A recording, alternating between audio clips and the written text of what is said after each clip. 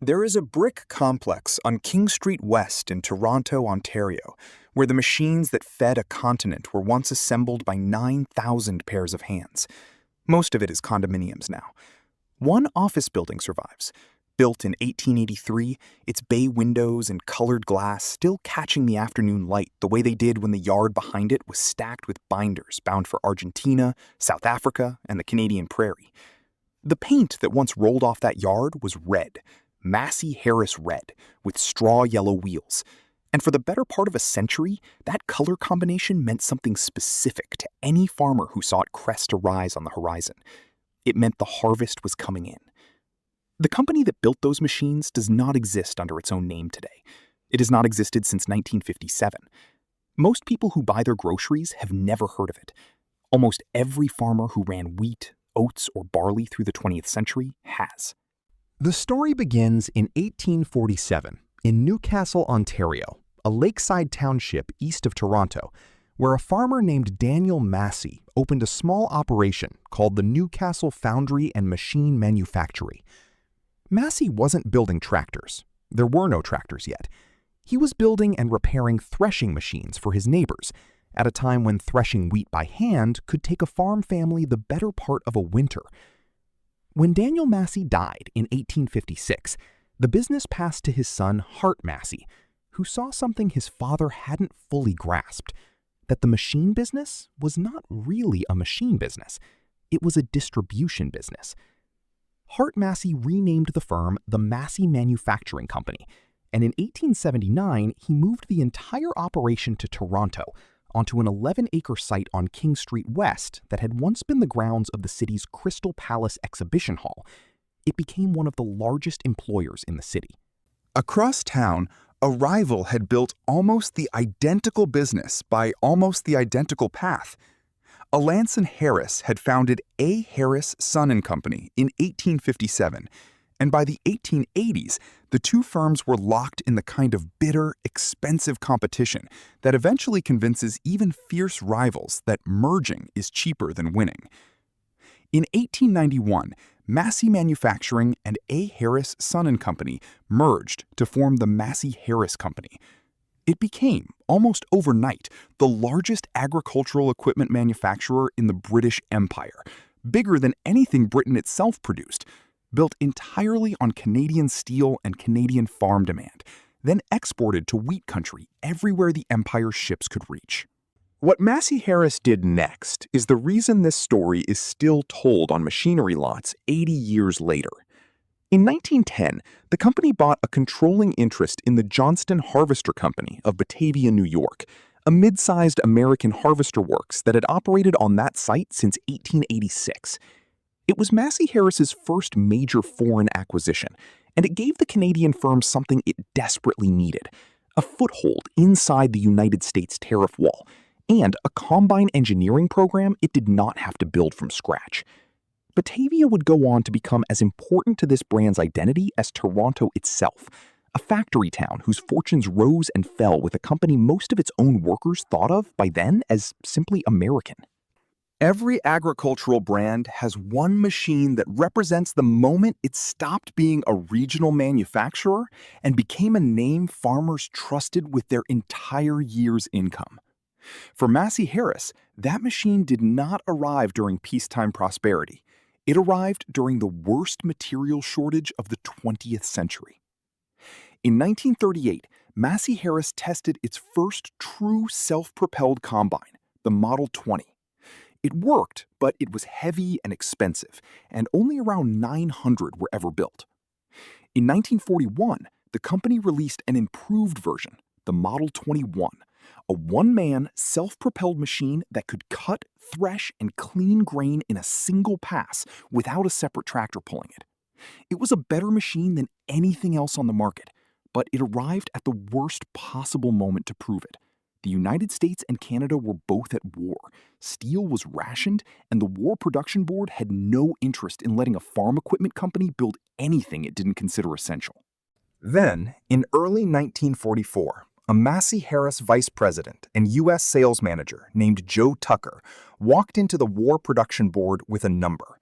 The War Food Administration had asked American farmers to plant 13.8 million more acres of wheat than the previous year to feed a starving, occupied Europe, and there was no labor left to harvest it.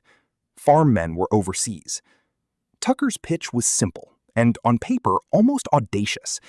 Give Massey Harris the steel to build 500 additional Model 21 combines, above its already approved 1944 quota of 43,604 pull-type machines and 1,100 self-propelled units, and he would guarantee that grain got cut.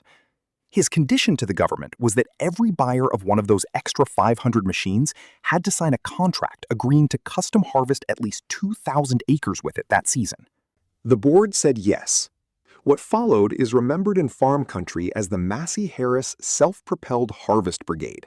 500 new Model 21 combines, each costing roughly $2,500, were delivered into the hands of custom cutting crews organized into 4 regional brigades: a Southern Brigade starting in Texas, a Central Plains Brigade running through Kansas and Oklahoma, and crews working California and the Pacific Northwest. The machines moved north with the ripening grain, sometimes trucked between stops, sometimes driven under their own power at a top speed of about 7 miles an hour.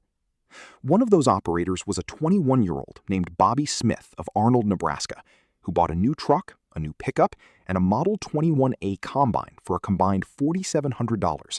The combine alone was $3,200, and started his season at Crowell, Texas, before working north through Hobart, Oklahoma, Medicine Lodge, and Plainville, Kansas, home to Arnold, and finally on to Williston, North Dakota, and Circle, Montana. He later recalled that farmers were wary of the strange new self-propelled machine at first.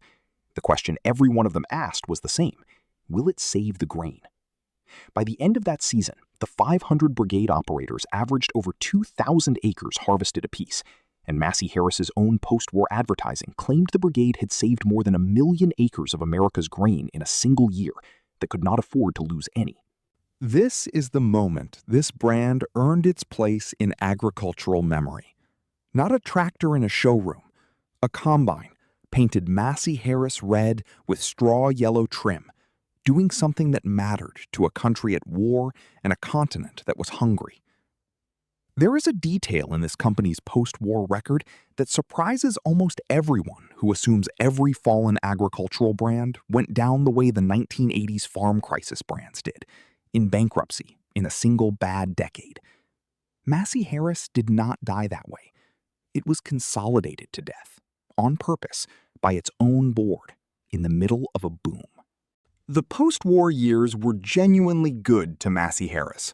Wartime factories that had built M5 Stuart tanks, M24 Chaffee tanks, and self-propelled howitzers for the Allied war effort converted back to combines and tractors, and the company rolled out its new Triple Series line with updated styling and a refreshed color scheme.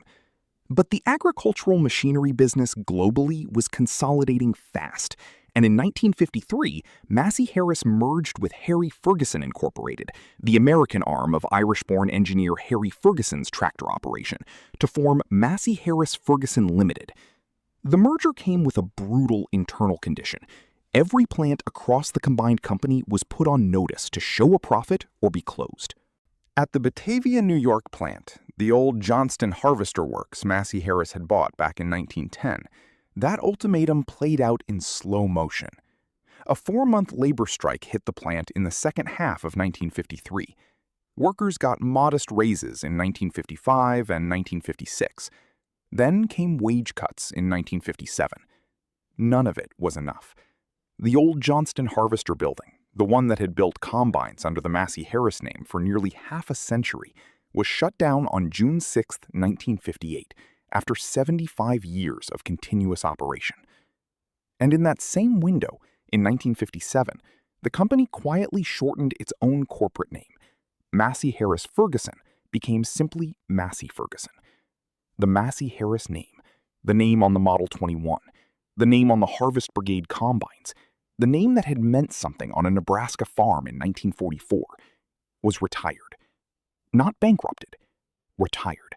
By a boardroom decision, folded quietly into a bigger name. The Toronto plant on King Street West, the original 1891 works, the 11-acre complex that had once employed 9,000 people, outlasted the name by another 24 years, still building equipment under the Massey-Ferguson banner. It finally closed in 1982, a casualty of the same farm crisis that was ending brands across North America that decade. By then, though, the workers walking out of that plant for the last time were building tractors under a name that no longer carried the word Massey Harris at all. The final closure of the Toronto works came a quarter century after the name it was born under had already been erased from the letterhead. Today, the King Street West site is Liberty Village, condominiums, coffee shops, and offices, with one surviving 1883 office building marked by a Heritage Toronto plaque that most residents walk past without reading. In Batavia, New York, the old Johnston Harvester complex has spent decades in slow structural decline. Parts of the building are now discussed for demolition, and locals still describe it as the place where their grandfathers worked, immigrants who came to America and found their first steady job inside those walls. Massey-Ferguson itself would go through one more transformation, reorganized into Verity Corporation in 1987, before AGCO Corporation of Georgia purchased its marketing and distribution operations in 1993, and the remainder of the division in 1994. The Massey-Ferguson name survives today as an AGCO brand. The Massey Harris name survives nowhere at all, except on the machines themselves, and in the memory of the people who ran them. And the machines are still out there. Restoration forums are full of arguments, still unresolved after decades, over the exact shade of Massey Harris red and straw yellow that came off the factory floor. Collectors comparing paint chips, cross-referencing old Napa and Martin Sonor codes, insisting the other man's restoration is a shade too dark or too orange. Dedicated Massey Harris collector clubs keep serial number records and parts networks alive. Antique machinery shows across the Wheat Belt, events like Old Trusty Days in Clay Center, Kansas, still feature Massey Harris tractors and combines running under their own power, decades after the company that built them stopped answering to its own name. Somewhere in that community is a Model 21A, or a 20, still being timed and tuned every harvest season by someone who inherited both the machine and the story of where it went in 1944. Whether it was Bobby Smith's actual combine or one of the 499 others that rolled off the same production quota, chasing the ripening wheat north from Texas toward the Canadian line. The disappearance of the Massey Harris name is not, in the end, a story about a company failing. It is a story about a company succeeding so completely, building a machine so good the government begged for more of them in the middle of a war, that it became too valuable a name for its own board to keep separate. The Model 21 fed a continent at war. The company that built it did not survive its own success intact. That is the real accounting. Not the closed plant on King Street West, not the crumbling brick in Batavia.